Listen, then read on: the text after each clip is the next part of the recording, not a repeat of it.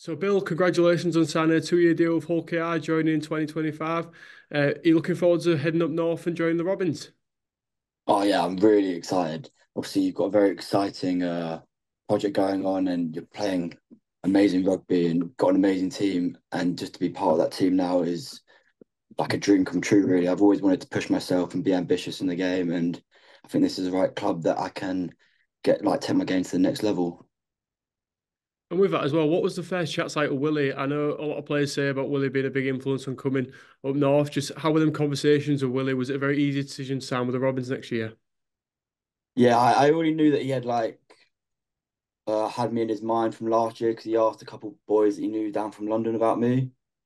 And he was just like selling me on it all, and just his sort of mindset as a coach, how he coaches, his like ethos and philosophy is a lot of thing that I was resonating with, and I think it made it a very easy decision at the end of the day. And I spoke to my agent after saying I was just so keen to sign straight away.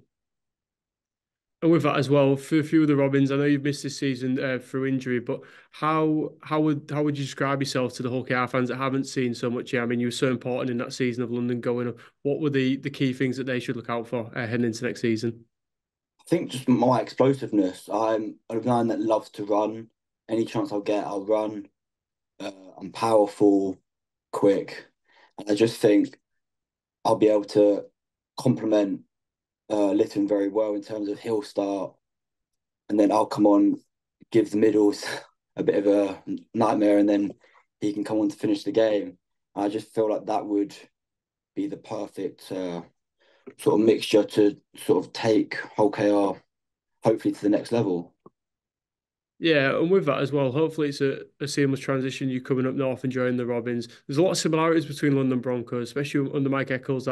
That togetherness with the team and the effort areas are a big part of the Broncos game. It's also a big part of the Robins game as well. You're looking forward to those elements being similar. You've seen a lot of similarities between the clubs in the sense of how they approach the game and them effort areas, and togetherness being a big deal. Yeah, I mean, for me, togetherness and like having a team that supports you is probably one of the most important things, and I've always obviously been around it with London. And I think those effort areas as well is another big part of my game. If you're making those extra efforts, it goes a long way to helping the team out. And I think that's the most important thing to help the team out. And if you're doing those effort areas off the pitch, that togetherness will just grow even more. Yeah, yeah, definitely. And with that as well, you mentioned a bit about Jeslett, and you can have a really good hook to learn off an England international. You're looking forward to building your bond with him because that's very important. The tandem of the one hooker on, one hooker off, kind of the one-two punch in the middle.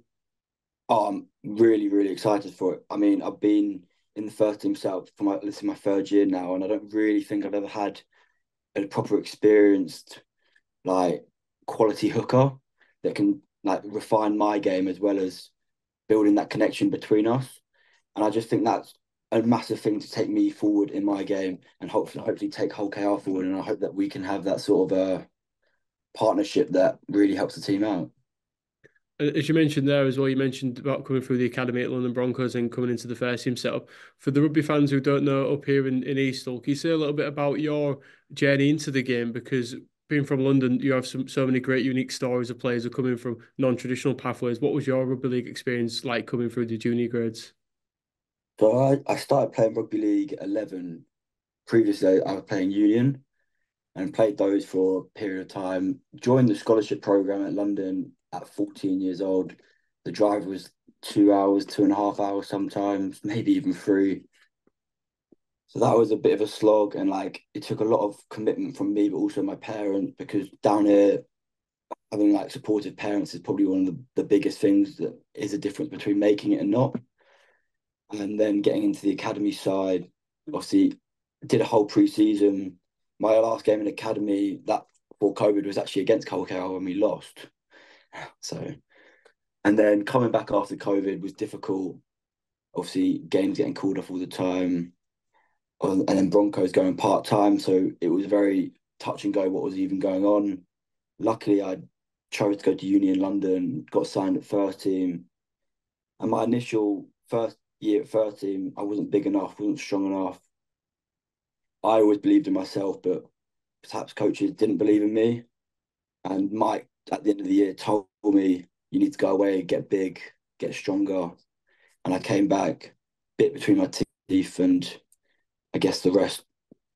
Last season I really excelled, and obviously got Young Player of the Year in the championship. And I think that sort of determination, that sort of setback initially helped me grow as a player. Yeah, definitely, definitely. And I mean, that season was really special last year. You kind of went against the odds and found a real patch of form that just propelled you into the playoffs and then into Super League. Just how special was that time at London Broncos as well? And how much is that fuel for the fire for the future as well? Yeah, I think before that season, I never really thought I'd ever win a trophy in a rugby league because obviously London were a good champ side, but I never thought we were going to be pushing the top like two, three teams. And that year sort of has propelled me to have that drive and hunger to win more and be the best and to learn off players like Corey Norman and Dean Farey, who were massive influences in going up. But I think, as you say, with like Hulk Air as well, the togetherness that we showed was a major factor, and I hope we can have that togetherness next year with Hulk Air and hopefully bring a trophy home. Yeah, and lastly as well on that, the fans. I know you won't play here this year, but you'll see in it when London Broncos come up. The atmosphere was outstanding. The atmosphere coming down to the capital was outstanding. How much are you looking forward to playing in front of them Hull KR fans? Very similar to the Broncos. Broncos are very loyal fans. Hull KR very much so, and very loud as well. Are you looking forward to that? Yeah, I think I read when we played you at your place, it was a sellout crowd of, was it 10,000? And I spoke to some of the players and they were just like, it's the best atmosphere we've played at so far. And it gave me that sort of goosebumps and thinking, that's where I want to be. I want to be playing in front of crowds that love you. And I want to be playing in front of big crowds that support you when you're going well. And like, I just think as a player, that's sort of the sort of ego side of your game in terms of playing in front of that many people and like the sort of crowd that just love you. It just like spurs you on to become a better player. Yeah, definitely, definitely. Well, thank you very much, Bill. Anyways, good luck, and I'll see you in 2025. Thank you very much. Have a good day. Cheers, mate. Nice one. I'll just let Leo with some questions if he's going to jump in and have any. No. Yeah, cool. Cheers. Hi, Bill. You all right? How you doing? Yeah, all good. How are you? Yeah, not too bad, mate. Not too bad. What was it that he said attracted him to your game? I think it's just like the speed that I like to play at and my effort areas. Like I'm quite um tall for a hooker, and I think that's helped me out in my game because I quite like to run and I also quite like defending, and I don't get bumped and dominated as like some smaller nines do. And then obviously in attack, I think that's probably my main attribute of scooting, getting out, bringing others onto the ball, and just like getting quick ones so the team can build off it. I guess the other way around is why do you think you're a good fit for Hull KR with your style of play? Well, I think because they like to play quick, exciting rugby, and at the end of the day, that's sort of rugby that gets people off their seats, and I think that's sort of rugby that I believe that is the best sort of rugby, and that my attributes fit them the best. You mentioned there I that also you are. think, oh, sorry. No, go Uh, ahead. Go ahead. Also, obviously, Matt Parcell is someone that I think my game is very similar to in terms of running and bringing people onto the ball. And I think my frame pretty similar to him as well. So, in terms of that sort of switch where he's going out, I'm coming in, it's sort of perfect. Well, of course, Rovers fans will know that over the last couple of years, and we've seen them utilise this two hooker system with Jeslin and Matt Parcell. And looking at London last year when you were playing the whole season, that seems to be a similar style where sometimes you'd start, sometimes you'd come off the bench. Is that fair to say that you used to kind of that two hooker system? Oh yeah, I've always been used to it. Down in London, we've implemented it throughout scholarship, academy, reserves, first team. Very rarely, other than towards the back end of last 2 years ago when it was only one hooker, we were we've always implemented sort of a 50-30 or 60-20 system, or maybe, or when I was becoming a better player, probably a 40-40 system. So I'm very used to that as a system of play. Has Willie Peters given you any like guarantees over game time or your role in this squad? Because you are a young player, you're only 21, aren't you? So you need that game time to develop, and we see how useful it's been in your last season at London. You came on so much over that season because you were getting regular game time. Is that something you're confident you're going to get coming up here? I've never received any guarantees because obviously you've got to come into pre-season, you've got to fight for your place. And I don't agree that anyone should just be given their shirt. I think you've got to earn your shirt. And I back my own ability, and I back my ability that I can bring to the team, that I will hopefully be in that number 14 shirt. But if I'm not, I'll be working even harder to try, and if I have to go on loan, I have to go on loan. I'll be working extremely hard to gain my spot in the team. You mentioned you have had this ACL injury. How's your recovery going so far? Yeah, it's going really well. I'm about to start running next week. The club have been taking their time because they just, well, obviously I'm a young player. They don't want to rush it back and cause re-injury or setbacks, which I've been very appreciating of. And obviously I had the goal of trying to come back for this year at the start when I first did it. Obviously, once this deal came in, I took a bit of a step back and thought, what's the big picture? Is it worth coming back early in case of getting injured again? Or should I just try and make myself ready for pre-season? Emotionally, how have you found the recovery process? Because it's a big thing to do, especially at an early stage in your career, to be out for this long. I think it's been really tough, but I've always prided myself on being quite resilient. And the boys at London have just got round me so much and made it sure that I've been included in everything that they've been able to include me in. And I think that's been a big factor and like a massive help, because if we're at that sort of support from the boys and the club as well, it would have been a very like tough mental battle as well as physical. Is this going to be your first time living outside the south of England? It will be. I think I had my doubts, but obviously I've been at university for 3 years, so I've not been living at home. I've been living at university and obviously living with other people, which comes with challenges. But we have family up north, so it's sort of a home away from home. Are you in your uni house right now? I'm not. I'm currently at home because got the weekend off because the boys are playing in Leeds, so they've gone up today. But at the moment, I live with another player in a Broncos house.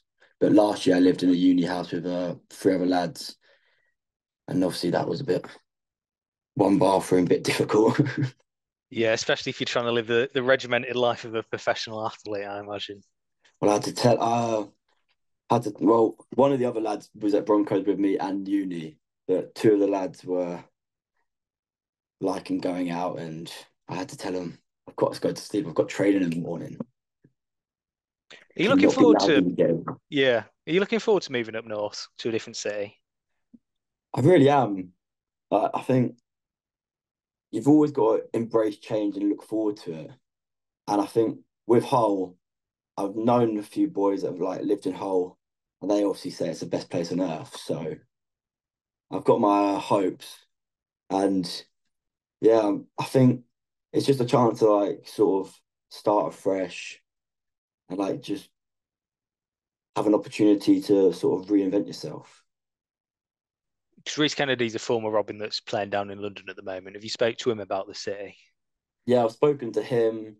Robbie Story is from the whole system. Previously, in my first year, we had Jude Ferreira, who was also from Hull. And so I've spoken to those boys about how Hull is, like what's it like. An ex-player, Amari, oh, what's his last name? I can't remember. Caro, Amari Yeah, Caro. Amari Kari, Yeah. that's it. I've probably spoken to him about it the most because he approached me, like said, if I need any advice or any tips, just like come and see me. And so we spoke, and he said it's very different, but it's like a good difference. Yeah, you play with your brother as well. Are you going to miss playing with him? So no, really. I mean, it's always good to have because we've been playing together since we've been 18 through like school. Well, since he's been 18 and I've been 16 when we played together with school.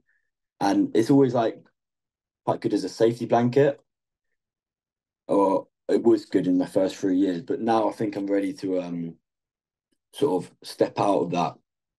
Oh, we're brothers. We've always got to be together. I think he's ready to branch out as well. And I just think that separation might do us both a bit of good because we've always had that sort of brothers in the team. So like no matter what goes wrong, we've got each other. And I think it'll be really good just to experience something a bit new. As someone who's got a younger brother, 2 years younger than him, I dread to think what the competition's going to be like between you now. You're on different teams. Well, it's always been competitive because obviously we're 2 years apart as well. We've always competed GCSEs, A levels, first team. Obviously, he missed out on the Young Player of the Year award the previous year, and then I got it, which was a sweet victory. And I just got my uni result back, and I've just beaten him, so that's another positive. Oh God, I'm glad my little brother's not as good as you because I beat him in most things, so I'm happy with that. And look, one of the things with this injury is you've missed out on a chance to play in Super League, which must have been such a huge goal for you. You're going to have that opportunity next year. What's that like? Oh, it's the dream, to be fair. Like since I've been 14 years old, that's sort of been all I all I've had a focus on is playing Super League and just competing at the highest level. And I think in order to become the best, you've got to play the best, and you hopefully want to be in the best sides. And I think Hull KR are in a position where I can hit all three of those targets. What have you made of OKR this season? Very exciting, very promising, very unlucky, obviously in the semi-final of the Challenge Cup. That was probably like the only game that I thought, we're not quite there yet. But I think that's obviously on the day. You never know what's going to happen.